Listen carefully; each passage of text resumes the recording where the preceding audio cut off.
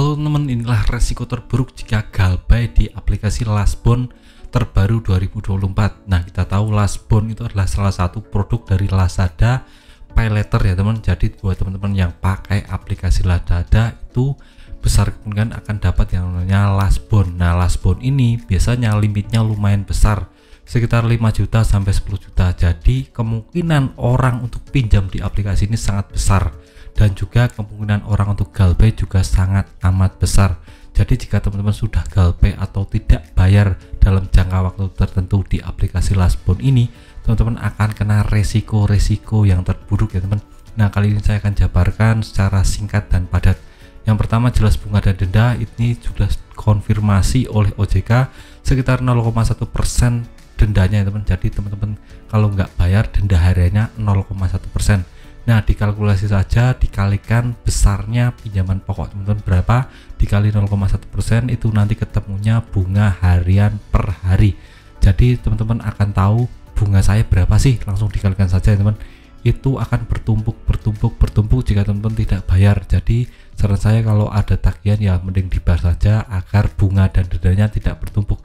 Tapi untuk maksimal bunga dan dendanya ini masih dikonfirmasi OJK itu sekitar 100% dari pinjaman pokok. Jadi umpamanya teman-teman pinjam di Lastborn tidak dibayar 1 tahun, 2 tahun, 3 tahun, tetap saja untuk bunga dan dendanya maksimalnya 100% jadi pinjaman pokok. Jadi kita asumsikan teman-teman pinjamnya 1 juta, tidak dibayar 1 tahun, itu tetap 1 juta pinjaman pokok ditambah 1 juta bunga dan denda.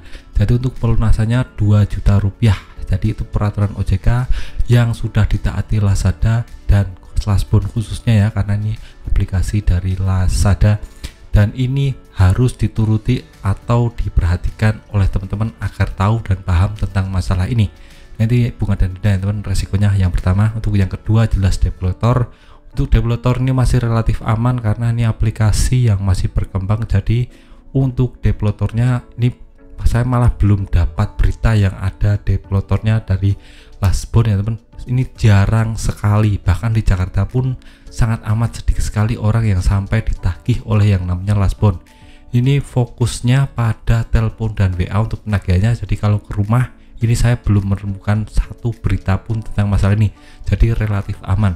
Jadi untuk teman yang ingin galbay, saya anjurkan untuk putus hubungan dengan Lastborn ini. Nah, caranya teman-teman coba untuk copot kartu yang berhubungan dengan pinjaman online Lastborn ini dan ganti kartu yang baru, WA-nya juga diganti agar tidak terjadi yang namanya komunikasi dengan pinjaman online Lastborn ini. Nanti kalau ada komunikasi teman-teman bisa stres sendiri, bisa terbebani. Yaitu yang kedua. Untuk resiko yang terakhir adalah slick OJK. Nah, ini resiko yang paling berbahaya teman, karena kalau data teman-teman sudah busuk alias tidak bisa untuk melakukan pinjaman lagi di bank swasta nasional, KUR BRI nggak bisa, pinjam duit nggak bisa, pinjam kredit rumah nggak bisa, kredit mobil nggak bisa. Jadi ini menyeluruh, masif sekali. Jangan sampai kena slick OJK, karena kalau sudah kena ya susah sekali. Apalagi untuk pengusaha-pengusaha yang ingin menambah modalnya, ini perlu sekali yang namanya suntikan dana. Nah, suntikan dana itu biasanya minta KTP, identitas pribadi. Nah, kalau umpamanya datanya berusaha busuk, tidak akan bisa di ACC dan teman-teman tidak akan bisa dapat modal usaha. Nah, ini bisa menjadi hambatan teman-teman buat kedepannya. Jadi saya sarankan jika teman-teman ada tunggakan di Lastborn, ini lebih baik dibayar saja agar tidak terjadi resiko-resiko yang terburuk yang saya jelaskan tadi. Nah, saja video singkat dari saya, semoga teman-teman bisa terinspirasi dan bisa teredukasi, mengambil manfaat dari video ini. Saya cukupkan sampai di sini. Wassalamualaikum warahmatullahi wabarakatuh.